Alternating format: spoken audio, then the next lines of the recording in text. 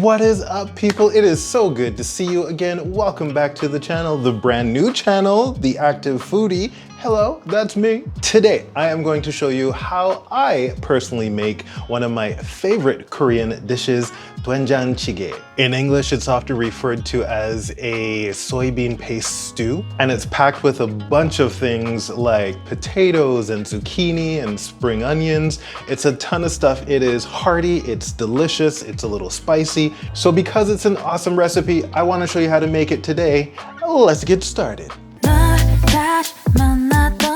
The first thing you want to do is get out a chopping board because we are going to begin by chopping up about half a zucchini. Cut it into bite-sized chunks, not too big, not too small, just right for you. Then you're going to take one potato and do the same with that. And finally, one onion, about small to medium size.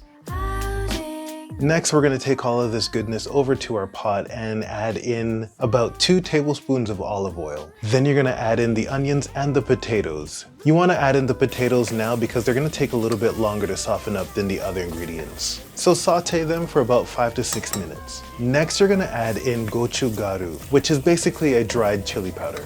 Then you're going to add in 4 cups of vegetable broth, and you're going to want to let that come to a boil for about another 5 to 6 minutes.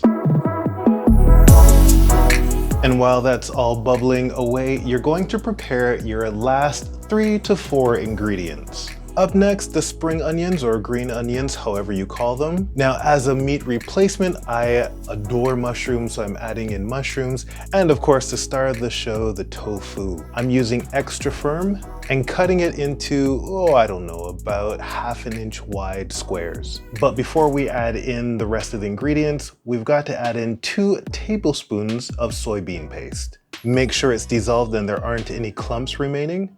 Then you can go ahead and add the zucchini, mushrooms, the tofu, and before we add in the green onions, we're going to add in about 2 teaspoons of soy sauce. I may have overdone it a little bit, don't worry about it, and some sesame oil. Now, I love sesame oil, so I have no problems adding in a little bit more. Once your green onions are in, you're going to cover the pot again and let it simmer for another 10 minutes or so.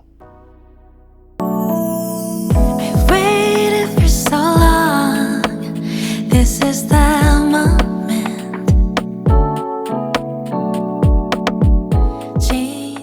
And there you go, Doenjang Jjigae, finished and delicious. Please let me know if and when you give this a go, and until then, leave me a comment below and let me know what other things you'd like to see me make. All right, people, I'm done, I'm gone. Thanks for watching, and I'll see you next week. Bye.